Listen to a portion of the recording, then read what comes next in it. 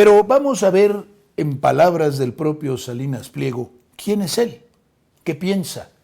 ¿Por qué cree que el que le quiten impuestos o el que tenga que pagar impuestos es un agravio a su magnífica persona, intocable?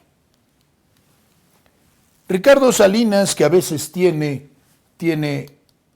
no son atisbos de intelectualidad, sino momentos en los que se cree intelectual, complejos de intelectual, que no lo es. Nos suelta esto en su propia página consultable en internet, la página de Ricardo Salinas. Se habla mucho sobre cuál es el verdadero propósito de un empresario y pongan atención bien qué piensa él que es un empresario. Y existen diferentes visiones, pero creo que mi punto de vista es mejor porque soy un empresario exitoso. Y he estudiado mucho al respecto para poder serlo y aplicarlo a mis empresas. Es decir, la medida de la verdad te la da el éxito económico. Cuando tú tienes éxito económico, por las buenas o por las malas, acumulas mucho dinero, apareces en las listas de Forbes, entonces todo cuanto digas tiene mayor razón que cuando lo dice un paria, un pobre, un clase mediero o cualquier gente. Es decir, hoy el tener dinero automáticamente da autoridad moral y da razón. Escuchen lo que piensa esta gente. Esto ha estudiado mucho al respecto. No creo que Salinas Pliego estudie mucho al respecto, porque la clase que se llama a sí misma empresarial en México es profundamente inculta. No toma un libro, no da razón de nada, desprecia la cultura, es más. Para mí, el propósito del empresario se puede resumir de la siguiente manera. Vean ustedes qué pedestre es Salinas Pliego. Vulgar son también en esto, pero no vulgar en cuanto insulta, sino en cuanto a que acude a lugares comunes, palabras pedestres, composiciones sintácticas de muy bajo nivel y sobre todo con un pensamiento que ustedes adivinarán a ratos infantiloide, a ratos estupidizante, a ratos propio de un megalómano o de un narcisista y definitivamente de poco rigor y poca profundidad intelectual. Tengo sueños, aspiraciones y propósitos en mi vida. Pero para lograrlos, puro lugar común, necesito tener dinero. Vea usted que tiene sueños, aspiraciones y propósitos en su vida. Por ejemplo, educar bien a sus hijos, tener la satisfacción del deber bien cumplido, tener honor, que los demás reconozcan en usted una persona cuya palabra vale, que dice siempre la verdad, que considera al prójimo, que se compadece de él, que es una persona buena en el sentido más amplio de la palabra, que tiene una familia unida, que tiene amigos que lo respetan y lo quieren, que tiene un prestigio moral. Esas son aspiraciones para las que no se necesita dinero. Pero Salinas Pliego, para cumplir sus sueños, sus aspiraciones, sus propósitos, necesita dinero. Para ganar ese dinero, miren qué inteligente es, cómo nos va enseñando. Primero tengo los sueños y para conseguir los sueños necesito dinero. Ahora vamos a ver cómo consigo el dinero que necesito para cumplir esos sueños. Para ganar ese dinero que necesito, él lo necesita, es decir, el dinero es una necesidad para él. ¿Cuánto? 100,000 pesos, 1 millón, 2 millones, 100 millones, 1,000 millones. ¿Cuánto? Si el señor debe más de 70,000 millones en impuestos. Y según Forbes, tiene miles de millones de dólares. Para ganar ese dinero que necesito, y aclara, sin ser criminal y despojar de sus propiedades a los demás, esos impuestos que omite pertenecen a la nación. Pero además, ese dinero que le saca el usurero a quienes compran en sus tiendas es de los demás, porque la usura es por lo pronto inmoral, y yo diría un delito. Pero lamentablemente el sistema está funcionando de tal manera que se permite. Y despojar de sus propiedades a los demás, necesito intercambiar algo que yo tengo por algo que tienen los demás. Es decir, algo que yo tengo que es mi prestigio, mi hermosa figura, mi gracia, mi simpatía, por el dinero de los demás. Entréguenmelo. Es decir, tengo que trabajar para el prójimo. Hágame usted favor si Salinas Pliego no sabe ni quién es el prójimo. Y al prójimo, si es que lo supiera, lo tiene para perjudicarlo. Tiene que trabajar para el prójimo. Escuche usted bien a Salinas Pliego. Se levanta todos los días pensando en trabajar para usted. El asunto es que lo hace con tan mala suerte que usted siempre pierde y él siempre gana. El empresario que le resuelve la vida al prójimo. ¿Cómo le ha resuelto usted la vida al prójimo? Estar amarrado a los pagos chiquitos, eternos. Gana dinero porque sus clientes se lo entregan de manera voluntaria. Esto es porque no les queda de otra, porque no tienen dinero para adquirir los bienes al precio justo, sino que se tienen que someter a esta cadena de la usura que el Señor determina. Voluntariamente es un decir, voluntariamente porque no queda de otra, voluntariamente porque hay monopolios en México y oligopolios que fijan los precios. Es como si los bancos le dijeran a usted que usted va voluntariamente a solicitar un préstamo que necesita y pagar voluntariamente el interés que le fijan. Sí, voluntariamente, pero obligado por las circunstancias de salarios muy bajos, las circunstancias de no disponer de un dinero para adquirir el bien, las circunstancias de necesitar un crédito y las circunstancias de que el sistema bancario y financiero en el país esté en manos de usureros que además forman un oligopolio, un cártel, se ponen de acuerdo, fijan los precios, fijan los intereses y de un gobierno que pasa un sexenio y pasa otro y pasa otro, no puede poner un alto al saqueo. El empresario que le gana la vida, que le resuelve la vida al prójimo, gana dinero porque sus clientes se lo entregan de manera voluntaria y de buena gana además. De buen modo, sonriendo. Porque lo que ofrece les resulta la mejor opción entre opciones iguales, disponible en el momento y en el lugar en que se encuentran.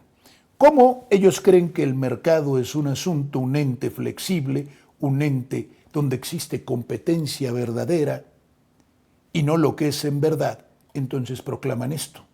Pero cuando sabemos que el mercado tiene su titiritero y que no existe la mano invisible de Adam Smith, sino la muy visible de todos ellos, nos enteramos de que todo está manipulado, movido, pergeñado, que todo está construido para el efecto de beneficiar siempre a los mismos, nunca a los pobres. ¡Qué casualidad! Y es así como el empresario puede satisfacer sus necesidades propias que ascienden a más de $1,000 millones. Es el intercambio pacífico y creativo, fíjense ustedes las palabras, es un intercambio pacífico, donde la violencia se ejerce de forma silenciosa. La violencia, por ejemplo, de cobrar el agiotista unos intereses a los que moralmente no tiene derecho, chupándole la sangre e impidiendo cubrir sus necesidades básicas al que antes le pidió dinero por una necesidad ingente, por desesperación.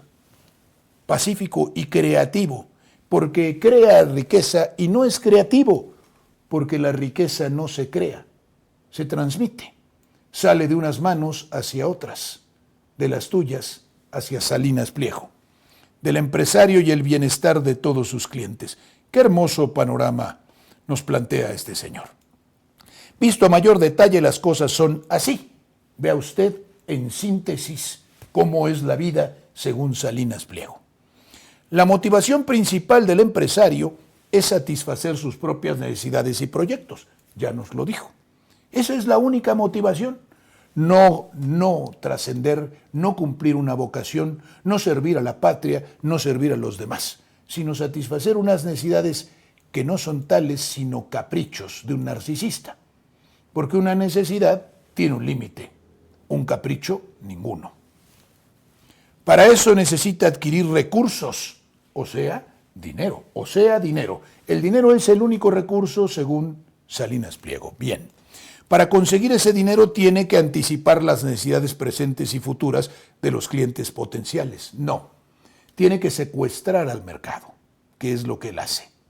Y tiene que secuestrar a sus pretendidos clientes, a los que somete a la cadena de la usura, al saqueo, y tiene que secuestrar a los respectivos políticos financiando campañas, trabajando sobre sus conciencias, apoderándose de ellos, haciéndolos suyos, para después manipular a esos gobiernos para que le otorguen concesiones públicas, las que él quiera, como aquel campo de golf que explotaba, para que además el propio gobierno le pague en sus negocios, como sucedía en aquel campo de golf en Oaxaca, en el que el agua para regarlo la pagaban los oaxaqueños, y para que además el mantenimiento también lo pague el gobierno, como en ese entonces. Esto es, además, convencer a los gobernantes, corrompiéndolos, para que también le permitan no pagar impuestos. Ese ha sido el modo en que ha funcionado durante mucho tiempo. Entonces el empresario decide invertir tiempo. Bueno, su tiempo está invertido en su yate y en su goce y su placer. Dinero, que es el nuestro, no el de él. Esfuerzo, que no hace ninguno, más que el de estar tuiteando. Contratar personas. Claro, esos se llaman trabajadores a los que en su mayoría les paga bastante mal. Pagarle derecho de piso al poder, así le llama a pagar impuestos, como si se tratara el gobierno de un narcotraficante, de un delincuente.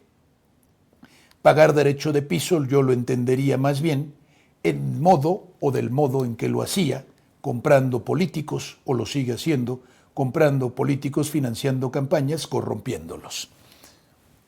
Y en general tomar toda clase de riesgos para lograr este propósito.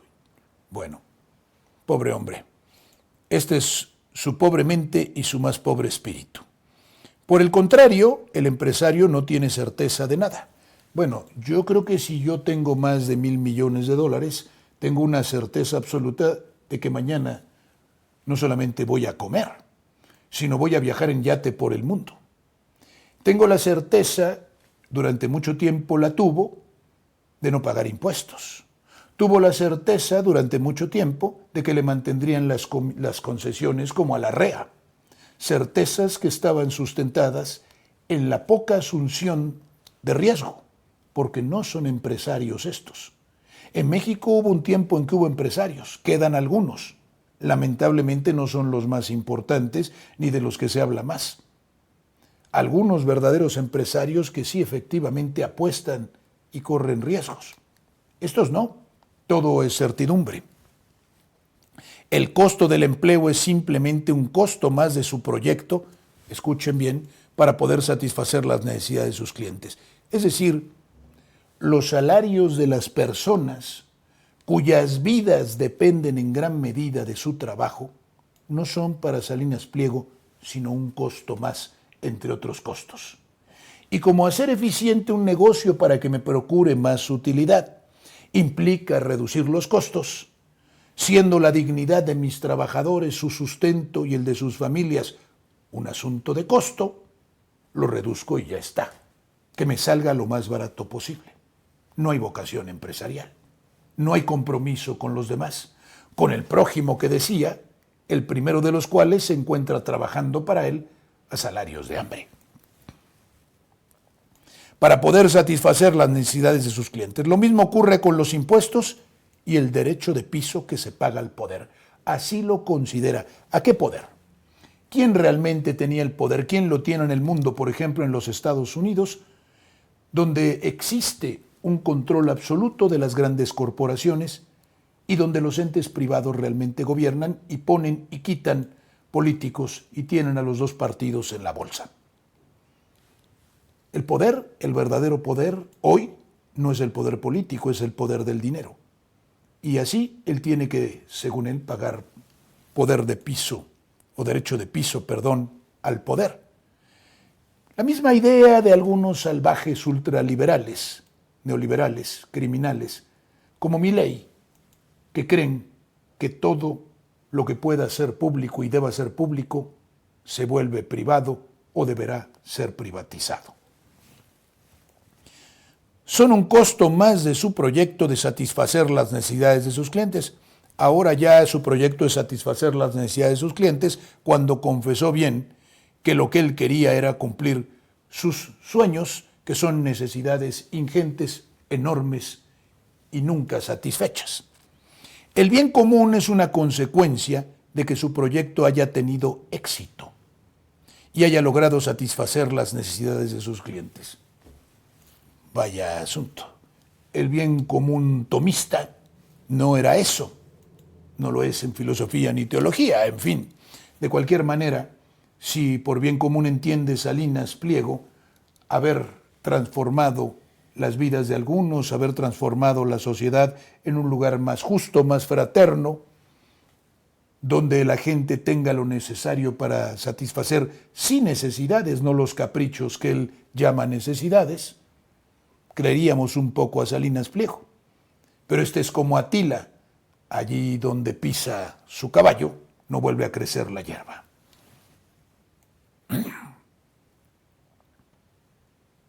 Son destructores, no constructores. Son parásitos porque viven de lo de otros, no de lo que ellos hacen. Por eso, para tener una sociedad próspera, donde los clientes tengan acceso a todo tipo de satisfactores, es importante que los clientes tengan acceso a todo tipo de satisfactores. ¿Y cómo funciona el mercado? Bueno, desde 1968, desde los años 60, según Michel Cluscart, funciona de la siguiente manera. No se satisfacen necesidades, sino se generan falsas necesidades que no son sino deseos o caprichos, a los que después se les llama necesidades, para que el mercado produzca bienes que no necesita nadie, pero que ya son necesidades, siendo esencialmente deseos y caprichos, y entonces haga crecer el beneficio para unos cuantos. Eso se llama el que las clases populares y las clases medias sean explotadas en los trabajos y se autoexploten en el consumo. Entendámoslo así. Y para que esa autoexplotación sea posible, entonces el sistema generó a narcisistas, a egoístas, a consumistas, a pulsionales que no tienen límite en sus deseos. La permisividad absoluta que se dio inclusive en el seno familiar y en toda sociedad, y que ahora llaman asunto de izquierda, cuando no es sino asunto de socialdemocracia traidora de la izquierda, que en conjunción con la derecha liberal nos ha llevado al caos en el que estamos. Quienes producen novedosos bienes y servicios y que en el proceso generan un ambiente de competencia constante,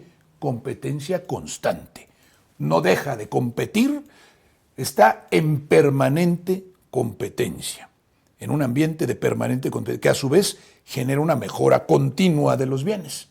¿Cómo los bienes se van a mejorar continuamente? ¿Qué demonios es eso? Yo veo a la computadora que tengo enfrente mejorarse continuamente. Es que es la estupidización, porque estos señores no tienen filosofía, cultura, pensamiento correcto ni nada. Bueno, también pedirle a muchos políticos esto es pedir o esperar lo excusado. Continúa de los bienes y servicios ofertados en el mercado, es así como se llega, fíjense qué receta tan interesante. Usted puede llegar a la prosperidad, hay prosperidad para todos. Salinas Pliego lleva 40 años robándole a todos, según él, generando un ambiente de competencia y mejorando de forma continuada los bienes y servicios ofertados, usted se da cuenta, y entonces automáticamente, cuando eso sucede, y él tiene miles de millones de dólares y no paga impuestos, venga la prosperidad para todos. Magia. La intervención negativa y contraproducente, este es otro asunto importantísimo. ¿Y por qué estoy haciendo esto? Porque lo importante es profundizar y hacer crítica de las motivaciones, porque destruir el sistema, o para destruirlo, o para atacarlo con éxito, no sirve quedarse en la superficie. Hay que analizar el fondo de todo esto, lo que dicen los individuos que son y lo que confiesan, por ejemplo, como confiesa Salinas Pliego, su pecado y su culpa y su delito.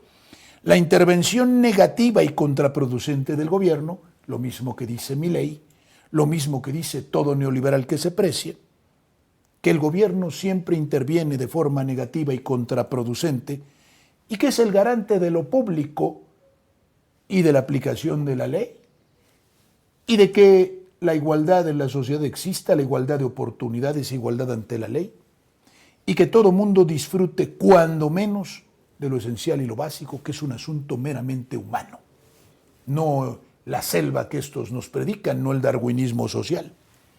Como por ejemplo las licencias de uso de suelo, que están mal para él. Los permisos para operar, que están mal para él. Es decir, que opere quien quiera, lo que quiera, donde quiera y como quiera. Anarcocapitalismo puede ser. Los monopolios del Estado, claro, porque los monopolios y los oligopolios, de los particulares están muy bien, no obstante que el artículo 28 constitucional los prohíba. Que ellos ya pensaban también reformar este artículo porque les estorba. Pero el Estado, según lo dice el propio artículo 25, el 28, según principios constitucionales, el ejercicio de las actividades de naturaleza esencial, estratégica, fundamental, que lleva a cabo el Estado, no constituyen monopolios. Llama por ejemplo, a los asuntos los asuntos del petróleo, del gas y muchos otros asuntos esenciales, indispensables que deberían estar en manos del Estado, como por ejemplo los puertos, digo yo, y muchas otras cosas más. Pues constituyen, según él, monopolios despreciables. Los monopolios privados, que vengan. Los pagos al seguro social también le parecen una exacción, le parecen un robo, los pagos al seguro social. Los altos salarios mínimos, fíjense ustedes nada más la barbaridad y la burla que hace Salinas Pliego, cuando todos los neoliberales, sus compinches y su hacedor Salinas de Gortari, proclamaron que los incrementos salariales eran inflacionarios y que por eso había que castigar a los trabajadores, no a los magnates que desde entonces venían acumulando mucho dinero. Hoy le parece a Salinas Pliego que el incremento que apenas empieza a darle al salario un relativo poder adquisitivo sobre la canasta básica, sobre lo más elemental, le parece que es insoportable.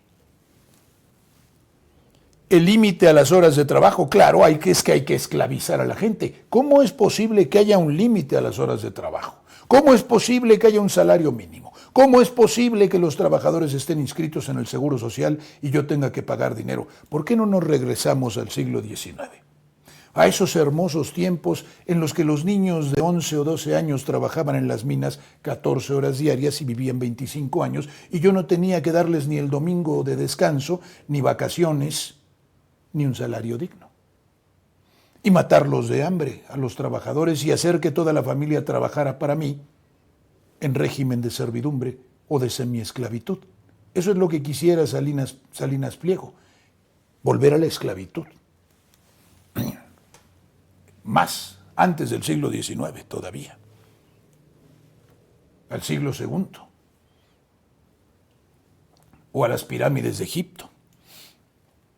El límite a las horas de trabajo, las licencias sanitarias, claro, no importa, no hay que respetar el medio ambiente y vender lo que sea, no controlado por la autoridad.